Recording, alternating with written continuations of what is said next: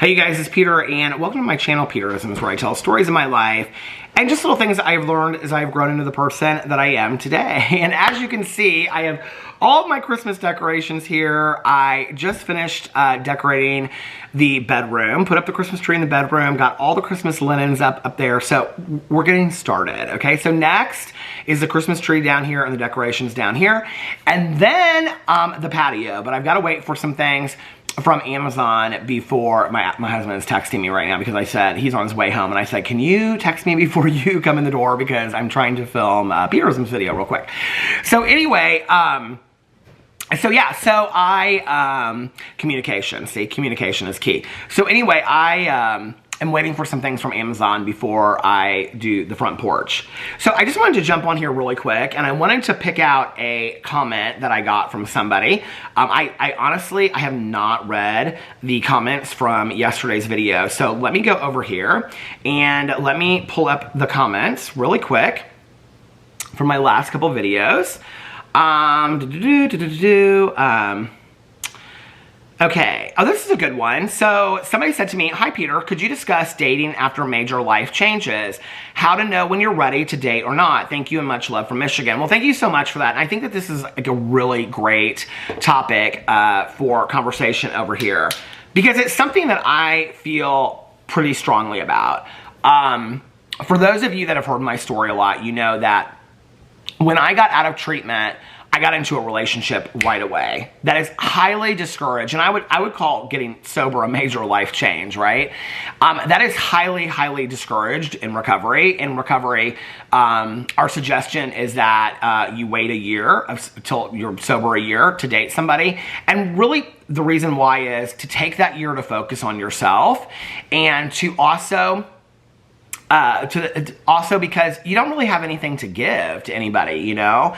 Like when you're going through sobriety or you're going through a major life change, like you're really changing and evolving as a person, whether that change is, you know, getting out of school or college or changing careers or going through a breakup. I especially feel this way in going through a breakup. Or getting sober or grieving the loss of like a parent or a friend or something like that. I think for me in my history, like I have wanted to latch on to a romantic partner at that time and really lean on that person. And that is really not a healthy place to start a relationship, you know? I've done it and it's not healthy and it didn't turn out well in the end, right? Because that's really a time that I need to be focusing on my own emotions and feelings and what I'm going through and really give myself that time to allow myself to evolve and change into who I'm gonna be in the future, you know? And just because we say like a year, like I literally have known people that have had crushes on each other and they literally waited till day 365 of sobriety to start dating, you know? Which is kind of comical because I don't think it's like on day 365 you're like ready to date. But I do think that a year, you know, gives you enough time. What I will say is through the years of like, and going through breakups, which is what I really think is the major life change where I always suggest to my friends, they're like, well, I want to get right back out there and start dating. I'm like, you need to take some time to yourself, okay? You need to learn to be alone. You need to learn to get to know yourself. You need to know who you are without a partner because one of the things I've learned in this relationship and marriage counseling is truly how codependent I was in a way that I never knew before, right? So in times of being single and taking that time to do work on yourself, to find out what things you enjoy. Do you like watching TV shows? Do you like gardening? Do you like reading books? Do you like listening to Audible? Do you like cooking? You know, take on a new hobby, learn something new, hang out with your friends. Because I think most of us, when we're in relationships, we don't give a lot of time to our friends. Unless you've been in relationships for a long time, you know, then I think after a couple years and the excitement's gone, you like start spending more time with your friends, right? But I think most of us, I think there's a few people out there that are not this way, but I think most of us, when we get excited and we get in a relationship, we give that partner all of our attention. So we're not really giving our friends a lot of attention. So take 6 months to a year off and really get to know who you are. The other thing is, I think one of the things I never recognized myself was I didn't know how to live without a partner. I've shared this a lot, but I was like, obsessed with monogamy. I literally went from one relationship to another for years and years and years. I'm talking about before my 2 prior exes and now Alex. For years, I went from one relationship to the next, to the next, to the next, because I didn't really know who I was if I wasn't dating anybody. I didn't know how to define myself. Who is Peter if Peter isn't a boyfriend? Who is Peter if he doesn't have a man validating his existence? Who is Peter if he doesn't have somebody there telling him how great he is or how good he is or how shit he is as a person? Who is Peter if he doesn't have somebody to wake up for every day and do things for, and they do things for him? I mean, like, you know, and even in bad situations, like I said, how shitty I was, you know, who am I if I don't have somebody telling me the things I need to work on, you know? Because I dated a lot of people that told me I was overweight, that I was worthless, that I was stupid and whatever, and I fed into that, right? I also had people that told me great things about myself, you know? And so it was like I either depended on their validation or I depended on them telling me what I needed to work on. So I really needed to figure those things out for myself. I always tell friends of mine when they go through breakups, you know, when they say, I want to get right back out there, I'm like, listen, unless you've been, you know, with somebody for 3 weeks and you break up, or 3 months, I think that's a different story. But when you've been with somebody for a year or 2 or 3, you don't really know who you are outside of that relationship. It's like, and even like losing somebody from passing away and grieving, it's like, take some time to get to know yourself. Take some time for you. Like, allow your, I mean, I think when people hear that, because I heard it a lot from people, and I think people think the same way that I did, like, oh, so you're telling me I'm not good enough to date somebody, or you're telling me that I'm troubled, or there's something wrong with me, so I need to wait. It's not about that. It's about giving yourself the gift of self-exploration. It's about giving yourself the gift of taking this time for yourself. It's not saying there's anything wrong with you. I know people that have been in one relationship, jump right into the second, and the second one is 100 times better and lasts forever, you know? But I also think that we deserve that time to get to know who we are. I'm not saying that if you don't take that time, the next relationship's going to be a failure, because I don't believe that. I've had a lot of people, I've jumped into relationships that were very good right away. I wish in retrospect I hadn't, you know? I share the story about, I got into a relationship when I first got out of treatment. That one lasted about 2 months. I got into another relationship with my ex, Todd, who has since passed away, that I met in my film studies class. We dated for a couple of months and we broke up. And at that point, my sponsor looked at me and said, are you willing to do it my way now? And I said, what's that? He goes, you need to take some time off and just get to know yourself. Not to mention, you have nothing to give all these people because you're a mess yourself. And I was. Like, I didn't know how to be in a relationship.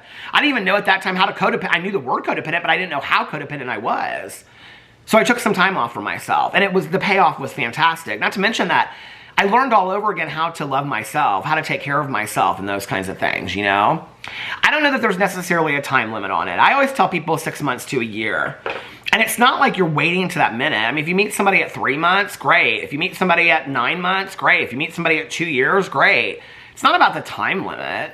It's about giving yourself the opportunity to change and grow. It's about giving yourself the gift of learning who you are. Listen, at the end of the day, it's you and you alone in this world, okay? If you have a higher power, it's you and you alone with your higher power. I know we feel like it's us and our friends and there are, you know, ride or dies, or it's us and our family. But really, at the end of the day, it's us and us alone. And when you find yourself in a situation like I have found many times in my life, like my early stages of sobriety, okay, I didn't have any of my old friends. My mom was still drinking. My dad and my stepmom were very supportive, but I, you know, wasn't interacting with them a whole lot. I was going to meetings. I didn't really meet that many new people. I felt very, very alone. So what did I do? I leaned on romantic relationships and started dating people immediately to tell me how great I was. You know, at 6 months or 4 or 5 months, when I started taking some time to myself, then I allowed myself to get to know who I was. And when I went into that first relationship of the 3 that I count as real relationships, I mean, I had real relationships before that, but the 3 that mattered, that formed me into who I am today in a relationship, I was more prepared to go into that relationship. I had more to give. I was more selfless. I also knew how to stand up for myself in a relationship. And my first boyfriend was fantastic. I mean, we partied ways because he wanted to go to circuit parties and DJs and stuff like that. I wanted to stay at home. And so, you know, there has to be a happy medium between all of it. And that was why we ended up breaking up. We wanted 2 different things in life, you know? And it was soul-crushing to me because I thought we'd be together forever. I think that was one of the other things, too, is I had to realize in relationships, who am I if I'm not with this person that I define myself by, that I think I'm going to be with for the rest of the life? Because my ex, I thought I was going to be with him for the rest of my life. I thought we were going to get married and have a house and all that. That didn't happen, you know? one of the hardest things I've had to realize with Alex is that I'm so thankful that marriage counseling has brought us to where we are today. I mean, we have the best marriage we've ever had in our entire life. We understand each other. We both have independence, you know, inside the relationship. We're not an open marriage. We're not in an open marriage. Very traditional. But like, you know, he can go out with his girlfriends. I can go with Tanya. I can do this. I can take a trip with my girlfriends to Arizona. We can do our things we want to do and we respect each other. But we also spend a lot of time together. We also make choices together. You know, I had to learn that from the past 2 relationships. But what I also learned was I cannot define myself by this relationship, and I cannot define myself by who I am in regards to Alex. Like, if this doesn't make it, I'm gonna be okay. I've learned that, and I know that. Because what I have done is I have honored myself to know who I am without defining myself through a partner. So the question is, how soon do you start dating after a major life change? I don't know. That question is up to you. And how do you know? I don't know. What I would suggest, just based on my own personal experience, is getting to know yourself a little bit better, giving yourself at least a month or 2, and saying, okay, I'm going to allow myself to get to know myself. Set some goals for yourself. I'm going to start reading these books. I'm going to do this. I'm going to take up this hobby. I'm going to start exercising or walking every day. I'm going to get to hang out with some of my friends. And then after that, if somebody happens to come along, okay, great. And in 6 months, if nobody's come along, then I'll actively start pursuing by getting on eHarmony or whatever and trying to have people set me up on dates. I'll try to start meeting people, you know? But take care of yourself. Take care of yourself. Fall in love with yourself first, you know? I love the adage, you know, like RuPaul says, is that first you have to love yourself, you know? Or something like that. But like, I remember when I got out of treatment, the coin that I said is, you must first be a value to yourself before you can be a value to somebody else. It took me a long time to understand what that meant. It took me 20 years to understand what that statement meant.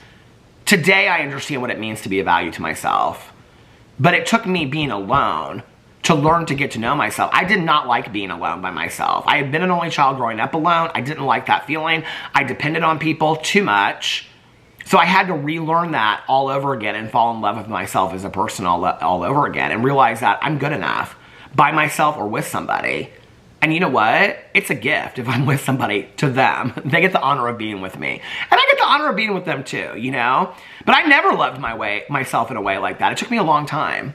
So anyway, I hope that helps. Thank you guys for the comments. I'm loving doing these videos where I'm responding to comments. See how easy it was? I like read through 2 comments and found it. Anyway, I love you guys so much, and I'll see you in my next video. Bye.